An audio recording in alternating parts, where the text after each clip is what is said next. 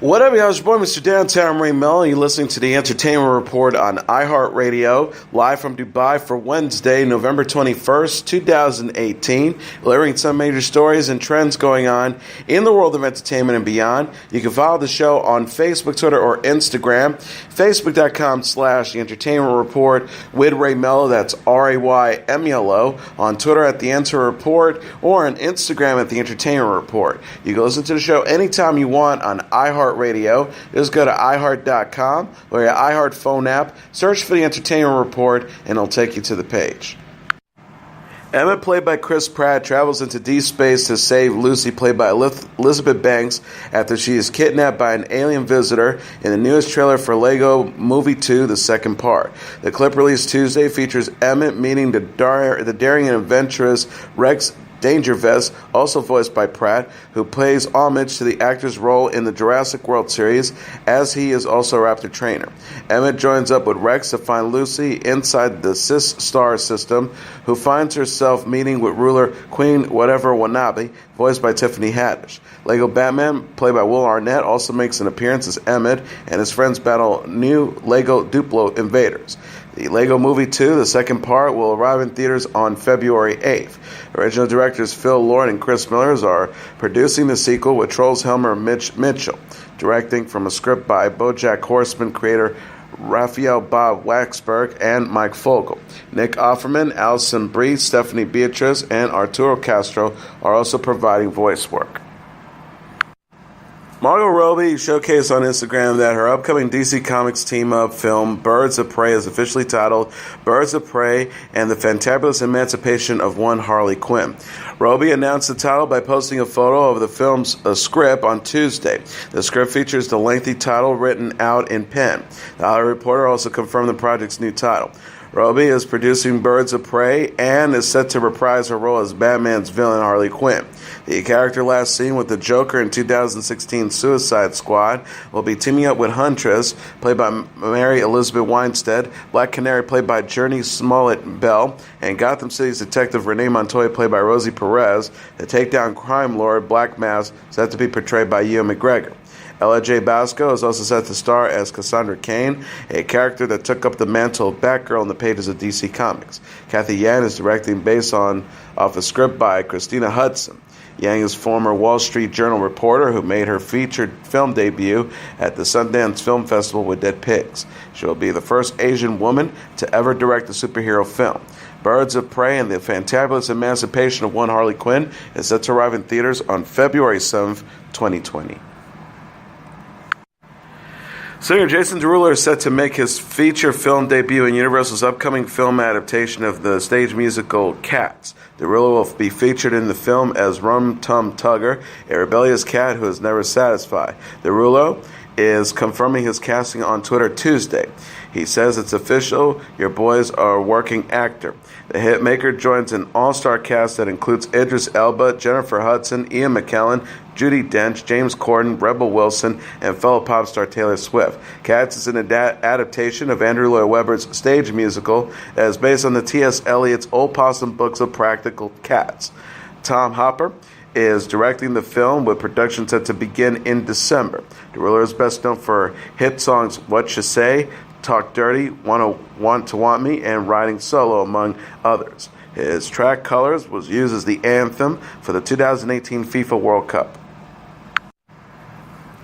Alessandro Nivola is being eyed to star in Warner Brothers and New Line Cinema's upcoming Sopranos prequel film titled The Many Saints of Newark. Nivola is in negotiations to star in the film as Dickie Moltisanti, a character that was never seen on HBO's Sopranos series but was referenced throughout the show. Moltisanti is the uncle of Sopranos character Tony Soprano and is the father of Christopher Moltisanti, played by Michael Imperioli. He was said to have helped build up the Soprano crime family that Tony eventually heads on the series. The prequel will take place during the Newark riots in the 1960s. Moltisanti is described as a charismatic and violent man who falls in love with his father's young bride and who mentors a teenage Tony. Alan Taylor is directing The Many Saints of Newark from a script by Sopranos series creator David Chase and Lawrence Connor. Chase is also producing. Nivola was recently seen in Disobedience opposite Rachel Weisz, and Rachel McAdams, and is set to star in the satire The Art of Self-Defense opposite Jesse Eisenberg. Singer and actor Jay Chou is set to star alongside Vin Diesel in a new action film, XXX4, as part of the XXX franchise. The Taiwanese pop star, known as the King of Mando Pop, Mandarin popular music across Asia, made his first appearance in a feature film as Seth Rogen's sidekick in Green Hornet, and more recently as Lee in Now You See Me Too. Diesel will return in the film as Xander Cage, and Deepika Padukone is attached to the project and will reprise her role as Serena Unger from XXX Return of Xander Cage. Director DJ Caruso, who helmed XXX Return of Xander Cage, will be directing this installment in the series as well. Chinese actress Zoe Zhang, who has worked closely with Jackie Chan throughout her career, will also appear in the film. Chou isn't the only pop star that has been recruited for the film. Chinese singer Roy Wang of TF Boys is listed as the cast as well. The film will be produced and part of Diesel's production company One Race Films in collaboration with the Age Collective alongside Jackie Chan, Sparkle Roll Media, Iki Pictures, Dadi Haryo, Star League Media, and Fulcrum Management Company. Sarah Jessica Parker is so happy to be back at work on Divorce. The 53-year-old actress attended a table read with co-star Thomas Hayden Church and the rest of the cast and crew Monday after the HBO series was renewed for a third season.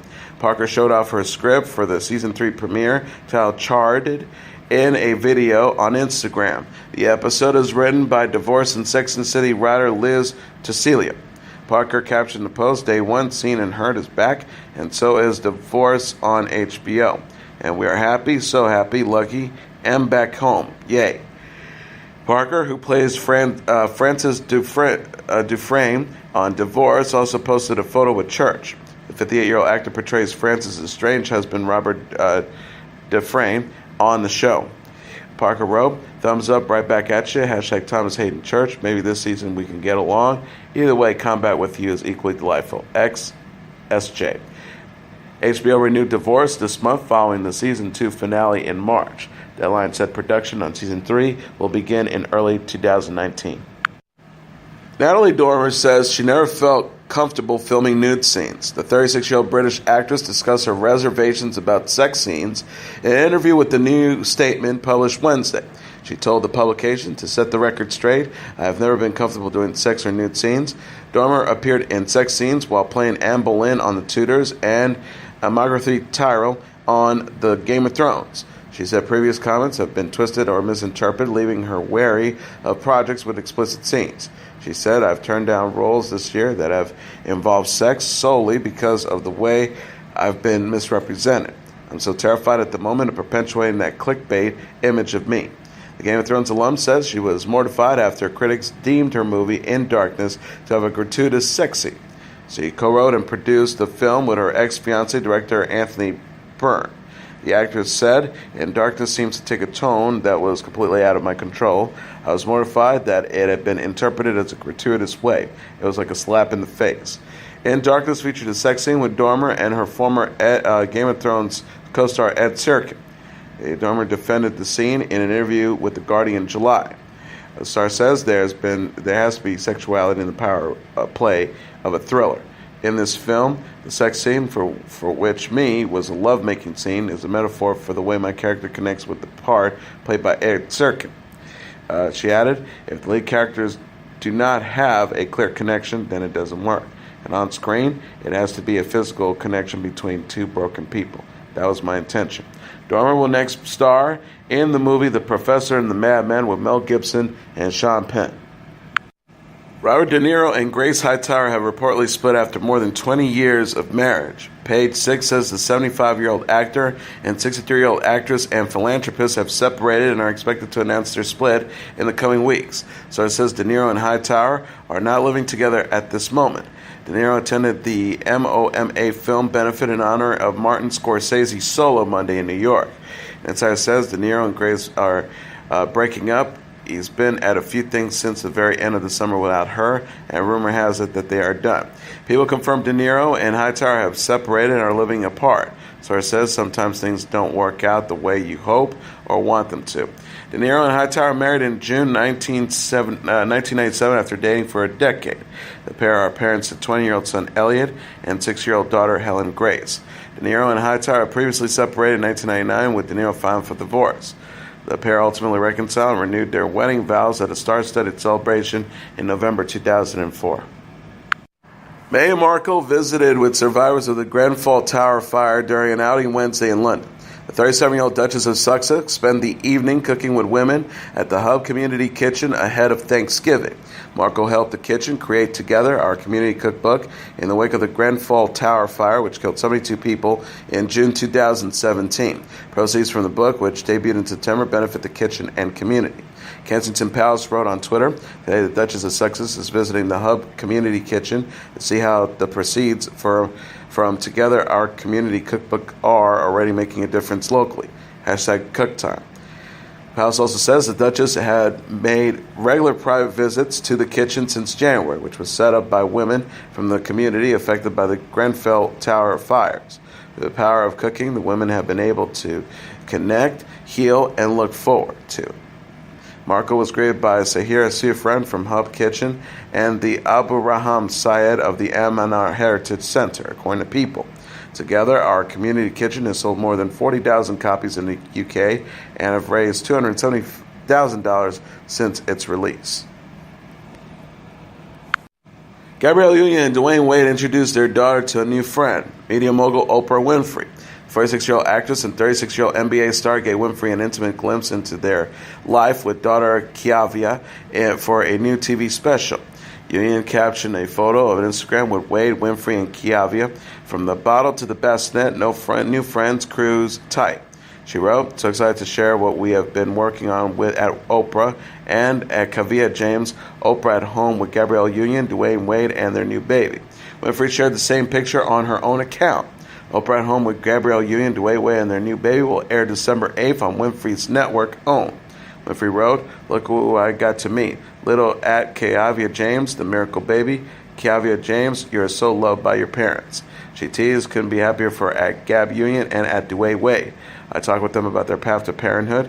This conversation is for every parent and anyone who became a family in their own way." Winfrey shared a sweet moment with Kavia in a snapshot of the infant's official Instagram account. The post reads, "Me, my new friend at Oprah, and my pops at Dwyane Wade on me like I'm Honey Boo Boo. #StageDad. Union Wade welcomed Kavia via surrogate this month and detailed their daughter's name in a post Saturday. Union previously shared her struggle to conceive via in vitro fertilization. Aerosmith's guitarist Joe Perry has released on social media an update on his health, stating that he has canceled the remainder of his 2018 concert dates. The rock star said Tuesday on Twitter, "Just want to thank everyone for all the kind messages I've received this week. I'm home and doing well, but the doctors recommend a bit more downtime before getting out to rock again." He continued, "So regrettably, I have to cancel my upcoming tour's dates. Was really looking forward to playing these shows with Brad and Gary, and to you all who were planning to come out and support us. We will be back out as soon as possible. Wishing you all happy holidays and looking forward to seeing you in 2019. Perry was scheduled to perform at a number of locations from November 30th to December 16th. He will next be seen with Aerosmith on February 1st for a Super Bowl concert in Atlanta. Perry was hospitalized in New York City recently after performing Walk This Way as a guest at Billy Joel's Madison Square Garden concert. Perry reportedly collapsed in his dressing room following the performance, with paramedics needing to put a tube down his throat to clear his air path and give him oxygen. He posted on Twitter days later at the time that he was doing well.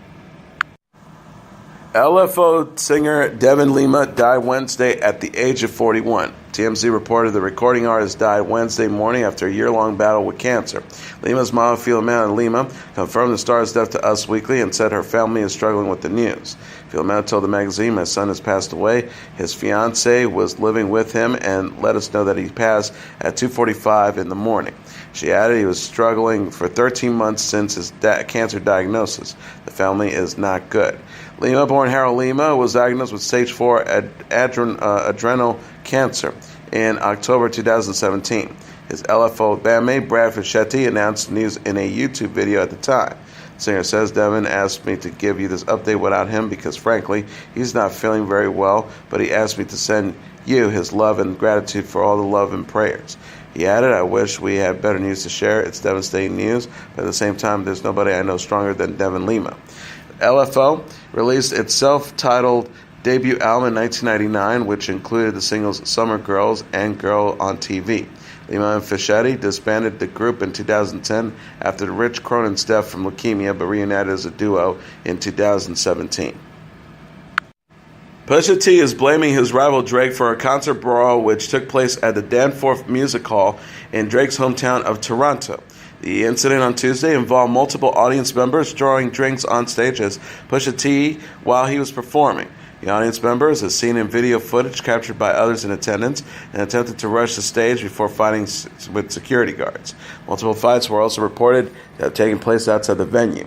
6 victims, including one man who is in critical condition after being stabbed, complained of injuries after the fight. Constable David Hopkinson of the Toronto Police Department confirmed to People magazine.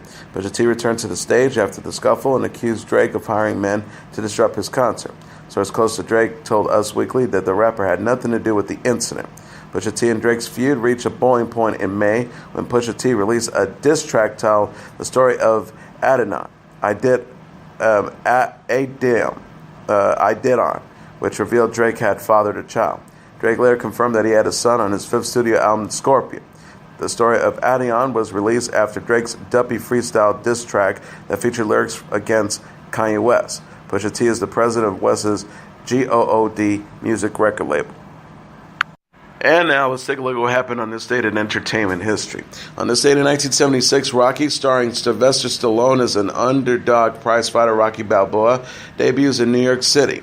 The movie, which opened in theaters across the United States on December 3, 1976, was a huge box office hit and received 10 Academy Award nominations, including Best Actor and Best Original Screenplay for the then little-known Stallone. Rocky ultimately took home 3 Oscars, including one for Best Picture, and made Stallone one of the biggest stars in Hollywood. Stallone was born on July 6, 1946 in New York City.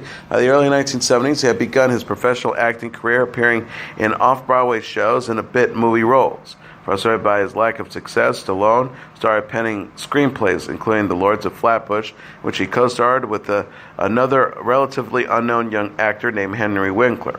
Stallone's career was transformed after the success of his next screenplay, Rocky, in which he insisted on playing the lead role.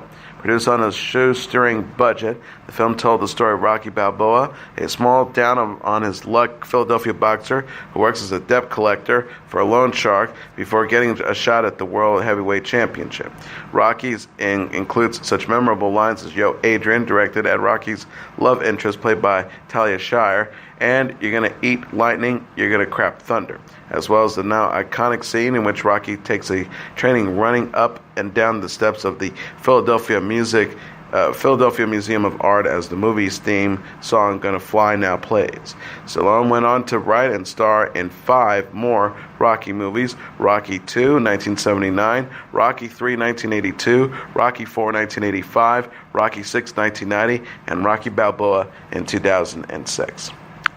And that is your entertainment report for Wednesday, November 21st, 2018. I'm your host, Mr. Downtown Ray Melo. I'll be back on Monday to deliver some major stories and trends going on in the world of entertainment and beyond. You can follow the show on Facebook, Twitter, or Instagram.